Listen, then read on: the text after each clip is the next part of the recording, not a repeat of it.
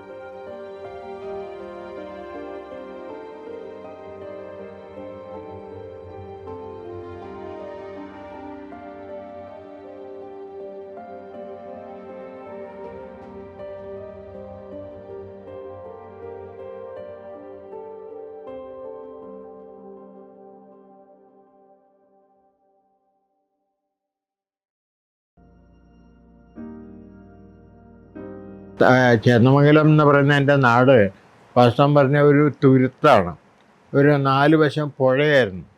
അപ്പോൾ അതൊരു വലിയ തുരുത്ത്. അതിൻ്റെ ചുറ്റും ഒരു 6-7 ചെറിയ തുരുത്തുകളുണ്ട്. ഇപ്പം എൻ്റെ കുട്ടിക്കാലത്ത് അവിടെ ഒന്നും വൈദ്യുതി ഇല്ലായിരുന്നു. ഞാൻ കോളേജ് പഠിത്തം കഴിയുന്നവരെ പവറിലായിരുന്നു അവിടെ. അപ്പോൾ ആ ഒരു അന്തരീക്ഷത്തിൽ നമ്മൾക്കൊക്കെ കിട്ടിയിരുന്ന ആകെ കൂടിയുള്ള ഒരു ആശ്വാസം അവിടെ നല്ലൊരു ലൈബ്രറി ഉണ്ടായിരുന്നതാണ്. പക്ഷേ എൻ്റെ ഏറ്റവും വലിയ ഭാഗ്യം എന്ന് പറയുന്നത് എൻ്റെ അമ്മ നന്നായിട്ട് വായിക്കുമായിരുന്നു. ഞാൻ ഒരു ഒറ്റ മകനാണ്. അച്ഛൻ പൂനെ ജോലിയിലായിരുന്നു. അപ്പോൾ അമ്മ എപ്പോഴും പറയും, ക്ലാസ് പുസ്തകമൊക്കെ വായിച്ച് നീ എങ്ങനെയെങ്കിലും പാസ്സായിക്കോളും, പക്ഷെ അതിനപ്പുറമായിട്ടൊരു ലോകമുണ്ടെന്ന് മനസ്സിലാവണമെങ്കിൽ ലൈബ്രറി പുസ്തകങ്ങൾ വായിക്കണം. അപ്പോൾ അന്ന് ഞങ്ങളുടെ നാട്ടിലൊരു നല്ല ലൈബ്രറി ഉണ്ടായിരുന്നു. ഇന്നിപ്പോൾ അത് 10-90 കൊല്ലമായി എന്നുള്ളതിന് ആ ലൈബ്രറിക്ക്. അപ്പോൾ അവിടുന്ന് കിട്ടാവുന്ന പുസ്തകങ്ങളൊക്കെ പണ്ട് തൊട്ടേ വായിച്ചു, സ്കൂൾ സ്റ്റേജ് തൊട്ട്.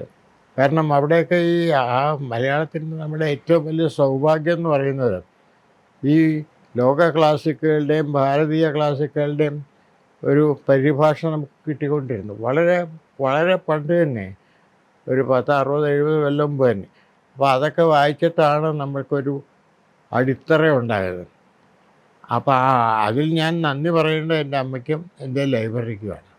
നാട്ടിൻപുറത്തെ ഈ ഗ്രാമീണ വായനശാല എന്നുള്ള കൺസെപ്റ്റ് കേരളത്തെ പോലെ ഇത്രയും ഉറച്ച ഇന്ത്യയിൽ ഒരു സംസ്ഥാനത്തിലുമില്ല. ഞാനിപ്പോൾ നാഷണൽ ബുക്ക് ട്രസ്റ്റ് ജോലി ചെയ്യുമ്പോൾ തമിഴ്നാട്ടിലും കർണാടകവും അല്ലെങ്കിൽ ഛത്തീസ്ഗഡ് അങ്ങനെയൊക്കെ പല സ്റ്റേറ്റിലെ സ്ഥിതിയൊക്കെ കുറച്ചറിയാം. ഒരുപക്ഷെ ബംഗാൾ ഒഴിച്ചാൽ ഇതുപോലെ ശക്തമായ ഗ്രാമീണ സാംസ്കാരിക പ്രവർത്തനമുള്ളത് കുറവാണ്. പ്രത്യേകിച്ച് വായനശാലകൾ, നാടക സംഘങ്ങളും കലാസംഘങ്ങളൊക്കെ ഉണ്ടായിരുന്നു. അപ്പോൾ അതൊരു വലിയൊരു ഭാഗ്യമാണെന്ന് ഞാൻ പറയും. കാരണം ഈ വൈദ്യുതിയും റേഡിയോയും ഇതൊക്കെ ഉണ്ടായിരുന്നെങ്കിൽ നമ്മുടെ ഇതുപോലെ വായന ഒന്നും നടക്കില്ലായിരുന്നു. 2ാം ലോക മഹായുദ്ധമൊക്കെ കഴിഞ്ഞിട്ട് നാട്ടുമ്പുറങ്ങളിലൊക്കെ കുറേ കഷ്ടപ്പാടും ദാരിദ്ര്യമൊക്കെ ആയിരുന്നു. അപ്പോൾ ആളുകൾക്ക് ഈ നമ്മളുടെ സാമ്പത്തിക നില വളരെ മോശമായിരുന്നു. അപ്പം ഞങ്ങൾക്കൊക്കെ ആ കാലത്തൊക്കെ ഒരു സ്കൂളിലൊക്കെ പഠിക്കുന്ന കാലത്ത് ഞങ്ങളവിടെ അരിയൊക്കെ കിട്ടാൻ വിഷമമായിരുന്നു. റേഷൻ കിട്ടുന്ന പോലെ ഗോതമ്പും ചോളമൊക്കെയാണ്. അപ്പോൾ അന്നത്തെ ചുറ്റുപാടിൽ വായന എന്നൊക്കെ പറയുന്നത് എപ്പോഴും പുറകിലായിരുന്നു ചെറുപ്പക്കാരെ സംബന്ധിച്ചോളം. പക്ഷെ അതിൽ തന്നെ ചിലർ വീട്ടിലെ അന്തരീക്ഷമാണ് അതിൽ പ്രധാനം. അതുകൊണ്ടാണ് ഞാൻ അമ്മയുടെ കാര്യം പറഞ്ഞത്. ഇപ്പം നമുക്കിതൊരു ചോയ്സ് ആയിരുന്നില്ലല്ലോ. പക്ഷേ ഇത് വേണമെന്ന് അത് എൻ്റെ ഭാഗ്യമാണ്. കാരണം അവർ തിരിച്ചറിഞ്ഞു ഭാവിയിൽ. ഇപ്പോൾ ഞാൻ ഇന്ത്യയിൽ പല ഭാഗത്തും 5-8 സ്റ്റേറ്റിൽ ജോലി ചെയ്തു. പല ഭാഷകളൊക്കെ സംസാരിക്കാൻ പറ്റി. അപ്പോൾ ഒരു മനുഷ്യൻ്റെ രൂപീകരണം ഉണ്ടാവണമെങ്കിൽ പുസ്തകം വായിക്കണം എന്നുള്ള അപ്പോൾ ഒരു കാലത്തും ഒരു എഴുത്തുകാരനാവും എന്നുള്ള വിശ്വാസമില്ലായിരുന്നു. പക്ഷേ ഞങ്ങളുടെ അവിടെ ഗ്രാമത്തിൽ നന്നായിട്ട് വായിക്കുന്ന ഒരുപാട് പേരുണ്ടായിരുന്നു. പിന്നെ പഴയൊരു സംസ്കാരമുള്ള ഗ്രാമമായിരുന്നു അത്. അപ്പോൾ പനമ്പള്ളി ഗോവിന്ദൻ സ്കൂളിൽ പഠിച്ചിട്ടുണ്ട്. TC MP ആയിരുന്നു, അദ്ദേഹം അവിടെ പഠിച്ചിട്ടുണ്ട്. അങ്ങനെ ഒരുപാട് പേര്. അപ്പോൾ ഒരു നല്ല അന്തരീക്ഷം ഉണ്ടായിരുന്നു അവിടെ. ഞങ്ങൾ കാണുന്ന ചിത്രം അകത്ത് പോയി പുസ്തകം ചെറിയ മുറികളായിരിക്കും, ബുക്ക് ഷെൽഫും റീഡിങ് റൂം എന്നൊക്കെ പറഞ്ഞാൽ ചെറിയൊരു ആൻറ്റി റൂം. അധികം തിണ്ണയും ഇരുന്നാണ് വായന. അധികം അവിടെ തിണ്ണമിരുന്ന് പത്രം വായിക്കുന്ന കുറേ കാരണവന്മാർ, ബുക്ക് തിരയുന്ന കുറേ ചെറുപ്പക്കാർ. ഇതൊക്കെ ഒരു കാഴ്ചയാണ്. കാരണം എന്താണെന്ന് വെച്ചാൽ ഈ ഞങ്ങളുടെ നാട്ടിൽ അന്ന് 2 ഹിൻഡു വന്നിരുന്നു. വാങ്ങാൻ പൈസ ഇല്ല. അപ്പോൾ ഹിൻഡു വായിക്കണമെങ്കിൽ ലൈബ്രറി പോകും. അത്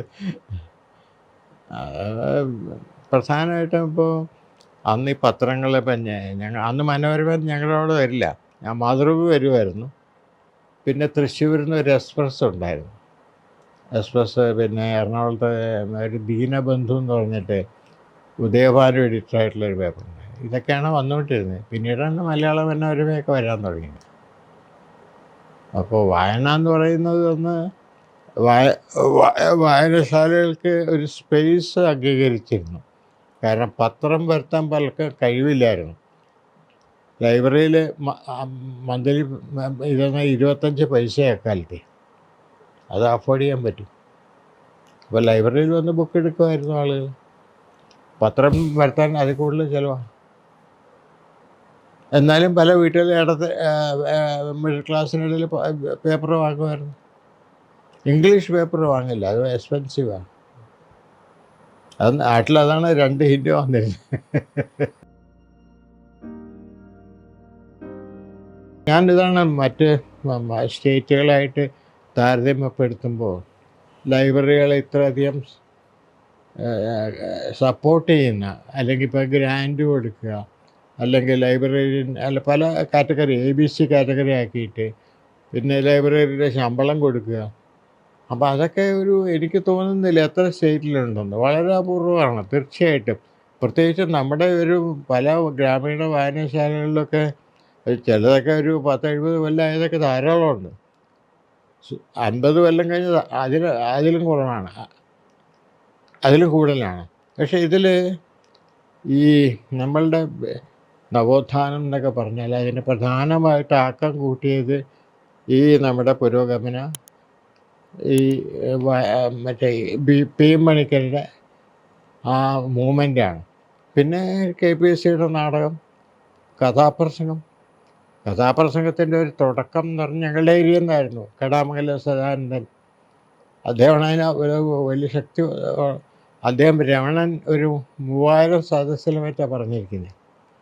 അത് ഗൾഫിലും പലയിടത്തും ഓൾ ഇന്ത്യ യാത്രയായിരുന്നു. എൻ്റെ നാട്ടുകാരനാണ്, നല്ല പരിചയമുണ്ടായിരുന്നു.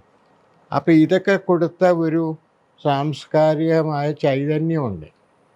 അതാണ് കേരളത്തിൽ നമ്മൾ ഈ നവോത്ഥാനത്തിനുള്ള അടിത്തറ കൊടുത്തത്. KPSCയുടെ നാടകങ്ങൾ തെക്കോട്ട് പോയി കഴിഞ്ഞാൽ കഥാപ്രസംഗം വലിയൊരു കലയാണ്. അത് മലബാറിൽ കുറവാണ് കഥാപ്രസംഗം, കൊച്ചി തൊട്ട് തെക്കോട്ട്. അതെനിക്ക് തോന്നുന്നത് പണ്ട് കാലത്ത് ഇപ്പം ഞങ്ങളുടെ ഏരിയയിൽ വെച്ചിട്ടുള്ള എനിക്ക് കൃത്യമായിട്ട് ചരിത്രം അറിയില്ല. പക്ഷേ ഈ PM പണിക്കരുടെ ഒരു ഉത്സാഹത്തിലാണ് കൂടുതൽ വന്നത്. പിന്നെ ഓരോ ഗ്രാമങ്ങളിലൊക്കെ ഈ സ്കൂൾ മാഷന്മാർ ഒരുപാട് താല്പര്യം എടുത്തിട്ടുണ്ട്. സ്കൂൾ മാഷന്മാരാണ് പലയിടത്തും ഇതൊക്കെ കൊണ്ടു കിടത്തിയത്. പിന്നെ വേറൊന്നുണ്ട് ശ്രദ്ധിക്കേണ്ട പ്രധാനപ്പെട്ട കാര്യം, എങ്ങനെ ഒരു കെട്ടിടം ഉണ്ടായി, അവിടുത്തെ സാധാരണ ഏതെങ്കിലും ഒരു പ്രധാനപ്പെട്ട കുടുംബത്തിൽ അവർ ഫ്രീ ആയിട്ട് കൊടുത്തതാണ്. ഇതിപ്പോൾ ഇവിടെ തന്നെ കടുങ്ങല്ലൂർ തന്നെ ആ മുക്കിലുള്ള ഒരു ഇതുണ്ട്, ഒരു 4 സെൻറ്റോ മറ്റോ ഉണ്ട്. അത് ഇവരുടെയൊക്കെ എൻ്റെ വൈഫിനെയൊക്കെ ബന്ധപ്പെട്ട അവർ ഫ്രീ ആയിട്ട് കൊടുത്താൽ ഇന്നാണെങ്കിൽ അതിന് 10-30 ലക്ഷമാവും. അതുപോലെ പലയിടത്തും അപ്പം ഞാൻ ഒരിടത്ത് പലയിടത്തും ലൈബ്രറികളിലൊക്കെ പോയി പ്രസംഗിച്ചിട്ടുണ്ട് വാർഷികത്തിനൊക്കെ. മിക്കയിടത്തും അവിടുത്തെ പ്രധാനപ്പെട്ട ആരെങ്കിലും സൗജന്യമായിട്ട് കൊടുത്തതാണ്. ഇപ്പോൾ തൃശ്ശൂർ ജില്ലയിൽ ഒരിക്കൽ ഞാൻ പോയപ്പോൾ ഒരിക്കൽ അവർ പറഞ്ഞത് അതിൻ്റെ അതിൻ്റെ കെട്ടിടം പുതുക്കാനായിട്ട് നാട്ടുകാർ മുഴുവൻ ഈ കൈവണ്ടിയിൽ കട്ടയൊക്കെ ചുമന്നുകൊണ്ട് വന്നു. അത് അത്രയും ഒരു ഇൻവോൾവ്മെൻറ്റോട് കൂടി അക്കാലത്ത് ഒരു 10-50 കൊല്ലം മുമ്പ്. അതുകൊണ്ടാണ് ഇതൊക്കെ ഉണ്ടായത്. പിന്നെ അത് കഴിഞ്ഞ് പിന്നെ MLA ഫണ്ടായി, MP ഫണ്ടായി. ഇന്നിപ്പോൾ പണത്തിന് പ്രശ്നമില്ല. ഇപ്പോൾ ഇവിടുത്തെ ഈ ലൈബ്രറിക്ക് ഞാൻ പറഞ്ഞുകൊണ്ട് തന്നെ അന്നത്തെ മന്ത്രിയായിരുന്ന ഇബ്രാഹിം കുഞ്ഞ് 2 ഘട്ടത്തിൽ 50 ലക്ഷം ഉറുപ്പിക കൊടുത്തിട്ടുണ്ട്. അങ്ങനെ കെട്ടിടമൊക്കെ ഉണ്ടായത്. ഇപ്പോൾ അവിടെ അങ്ങേര് തന്നെ പറഞ്ഞിട്ട് സേതൂസ് കോർണർ എന്ന് പറഞ്ഞിട്ട് ഒരു ഫ്ലോറിൽ ഒരു റെഫറൻസ് ലൈബ്രറി ഉണ്ടാക്കുക. ഇബ്രാഹിം കുഞ്ഞാണ്. അങ്ങേര് അത്ര വലിയ വിദ്യാഭ്യാസ കൾച്ചറൊന്നും ഉള്ള ആളല്ല. ആലോചിച്ചു. പക്ഷേ പുസ്തകത്തിൻ്റെ പ്രാധാന്യം അറിഞ്ഞിരുന്നു.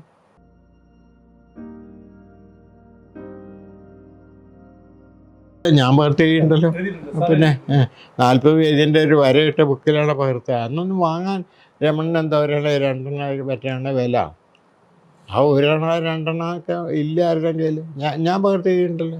അല്ല, രമണിനാണ് അന്ന് ഹിറ്റ്. അതാണ് ആ പ്രായത്തിൽ ഏറ്റവും വലിയ ഹിറ്റ് അതല്ലേ.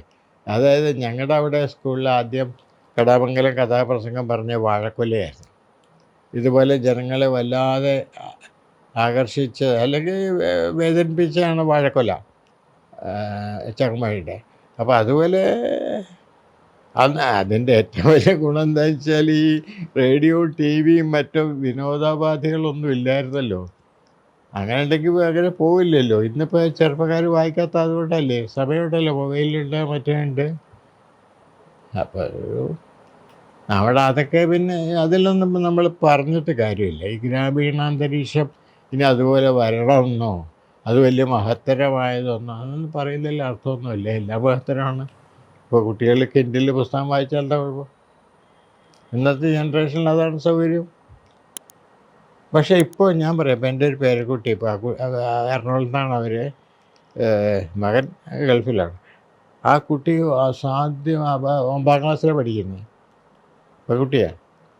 എന്താ വായിക്കുന്ന ബുക്കുകളെന്നറിയോ? അസാധ്യമായിട്ടൊന്നും വായിക്കുക. ഗ്രീക്ക് ഹിസ്റ്ററി, റോമൻ ഹിസ്റ്ററി, അതിലൊക്കെ ഫിക്ഷനായിട്ടുള്ള വായിക്കുന്നത്.